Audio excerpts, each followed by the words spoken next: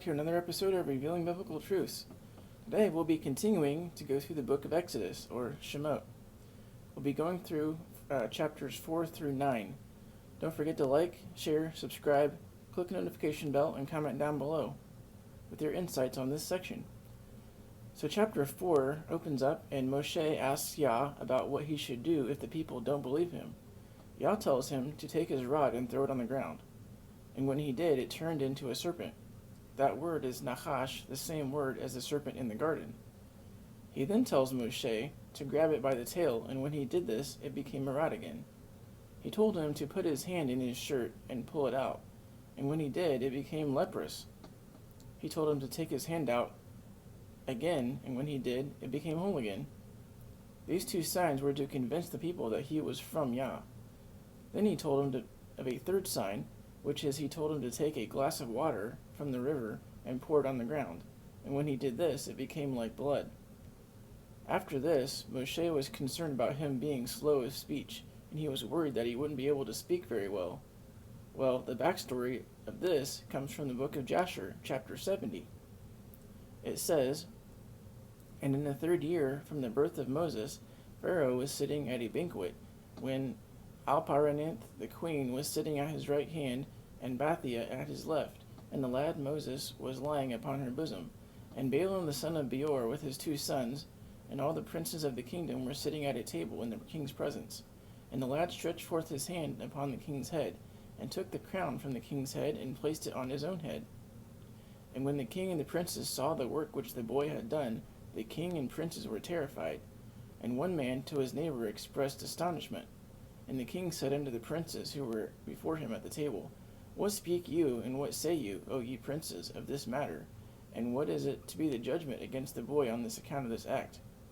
And Balaam the son of Beor the magician answered before the king and princes, and he said, Remember now, O my lord and king, the dream which thou didst dream many days since, and that which thy servant interpreted unto thee. Now therefore this is a child of the Hebrew children, in whom is the Spirit of God, and let not my lord the king imagine that this youngster did this thing without knowledge, for he is a Hebrew boy, and wisdom and understanding are with him, although he is yet a child, and with wisdom he has done this, and chosen unto himself the kingdom of Egypt. And for this is the manner of all the Hebrews, to deceive the kings and their nobles, to do all these things cunningly, in order to make the kings of the earth and their men tremble. Surely thou knowest that Abraham their father acted thus, who deceived the army of Nimrod the king of Babel, and Abimelech the king of Gerar, and that he possessed himself of the land of the children of Heth, and all the kingdoms of Canaan, and that he descended into Egypt, and said of Sarah his wife, She is my sister, in order to mislead Egypt and her king. His son Isaac also did when he went to Gerar and dwelt there, and his strength prevailed over the army of Abimelech the king of the Philistines. He also thought of making the kingdom of the Philistines stumble, and saying that Rebekah was his sister, which was his wife. And Jacob also dealt treacherously with his brother, and took from his hand his birthright of his blessing. And he went to Padan Aram to the house of Laban his mother's brother, and cunningly obtained from him his daughter, his cattle, and all belonging to him, and fled away and returned to the land of Canaan his father. His sons sold their brother Joseph, and who went down into Egypt and became a slave, and was placed in the prison house for 12 years, until the former Pharaoh dreamed dreams, and withdrew him from the prison house, and magnified him above all the princes in Egypt, on account of his interpreting his dreams to him. And when God caused a famine throughout the land, he sent for and brought his father and all his brothers, and the whole house of his father's household, and supported them without price or reward, and bought the Egyptians for slaves. Now therefore, my king, behold, this child is risen up in their stead in Egypt, to do according to their deeds, and to trifle with every king, prince, and judge. If it please the king, let us now spill his blood upon the ground, lest he grow up and take away the government from thy hand, and the hope of Egypt perish after he shall have reigned. And Balaam said to the king, Let us moreover call all the judges of Egypt, and the wise men thereof, and let us know if the judgment of death is due this boy, as thou didst say, and then we will slay him. And Pharaoh sent and called for all the wise men of Egypt, and they came before the king. And the angel of the Lord came amongst them, and he was like one of the wise men of Egypt. And the king said to the wise men, Surely you have heard what this Hebrew boy who is in the house has done. and thus has Balaam judged in the matter. Now judge you also, and see what is due the boy for the act that he has committed.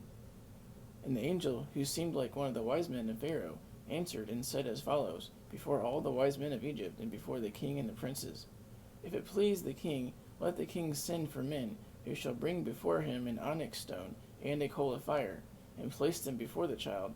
And if the child shall stretch forth his hand and take the onyx stone, then we shall know that with wisdom has the youth done all that he has done, and we must slay him. But if he stretch forth his hand upon the coal, then we shall know that it was not with knowledge that he did this thing, and he shall live. And the thing seemed good in the eyes of the king and the princes, so the king did according to the word of the angel of the Lord. And the king ordered the onyx stone and the coal to be brought forth and placed before Moses. And they placed the boy before them, and the lad endeavored to stretch forth his hand to the onyx stone, but the angel of the Lord took his hand and placed it upon the coal. And the coal became extinguished in his hand, and he lifted it up and put it into his mouth, and burned part of his lips and part of his tongue. And he became heavy in mouth and tongue. And when the king and the princes saw this, they knew that Moses had not acted with wisdom in taking off the crown from the king's head. So, that is how Moses' speech was changed. Continuing in Exodus 4, Yah tells Moshe that he will be with him in his words. But Moshe told him to send whoever you want to send. So Yah became angry and said Aharon, his brother, would do the speaking. So Moshe left Midian and went back to Egypt. He tells Moshe to tell Pharaoh that Israel is Yah's firstborn, and that if he doesn't let him go, then Yah will kill all their firstborn. That Hebrew word for firstborn there is the Hebrew word bekori, just like in the holy day of Ha-Bekarim, or firstfruits. Well, as they were going, Yah was about to kill Moshe because he had refused to circumcise his son, but Zipporah stopped and circumcised their son and threw the foreskin at his feet, saying that he is a bloody husband. Yah then told Aaron to leave Egypt and go to Mount Horeb to meet with Moshe. Moshe filled Aaron in on all that Yah had said. They then went and gathered the elders and showed them the signs. Then they believed and worshipped Yah. And that ends chapter 4. So in chapter 5, Moshe and Aaron go tell the Pharaoh to let the people keep the feast in the wilderness. Pharaoh says he doesn't know who Yahuah is, and instead withdraws the straw for making bricks, and says that they can gather straw themselves. Additionally, the officers told the people that if they still had to meet the daily quota for bricks. They met with Moshe and told him all those things, and then Moshe talked with Yah again. That ends chapter 5. In chapter 6, Yah tells Moshe that he appeared to Abraham, Yitzchak, and Jacob, but they didn't know him by his name, Yahuah. He tells Moshe that he will make a covenant with them and give them the land of Canaan. So Moshe goes to tell the people this, and they went to Pharaoh to see if they would let the people go. It then goes into some genealogies, which tell of some important names of the sons of Aaron that play pivotal roles in future books, namely Eleazar, Korah, and Phinehas. And that ends chapter 6. In chapter 7, Yah tells Moshe that Pharaoh, he will be Elohim, and to Aaron will be as his prophet. Moshe shall tell Aharon everything Yah says, and then Aharon will tell it to Pharaoh. It then says that Moshe was 80 years old, and Aharon 83 when they went. In the book of Jasher, it actually says, it tells of the missing years of Moshe, and how he was actually a leader in Cush for a long time before he came back to Midian.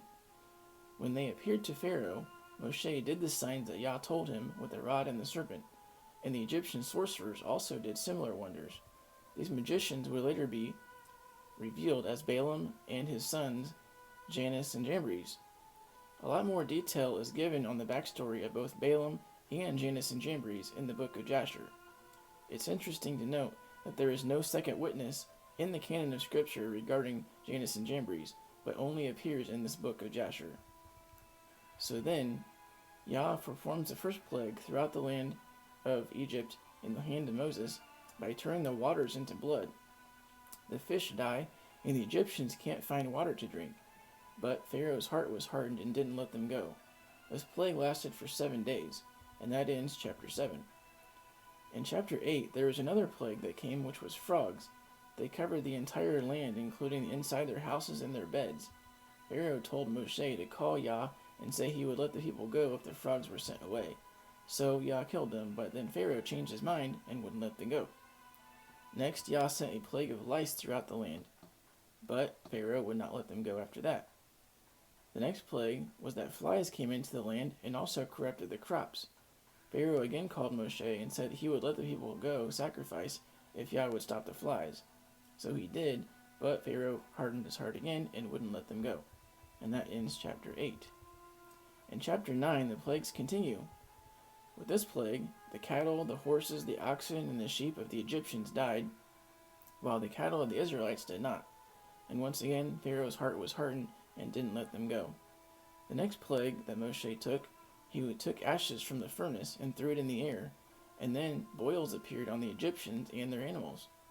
But once again, he didn't let them go. In the next plague, Yah smote Egypt with hail mingled with fire, and it was very grievous. But those who listened to Yah and brought their animals home, their animals did not die.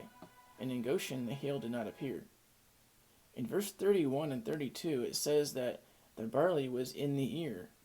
This denotes the month of Aviv, the first month of the biblical calendar, as described later in Exodus. Pharaoh pleads with Moshe one more time to stop the hail, but then as soon as Moshe leaves the city, he changes his mind again. And that ends chapter 9. Apparently, Pharaoh didn't learn his lesson and isn't getting the message. But with a few more plagues, he will know that Yah means business, and we'll go over that next time on Revealing Biblical Truths. Until next time, Shalom.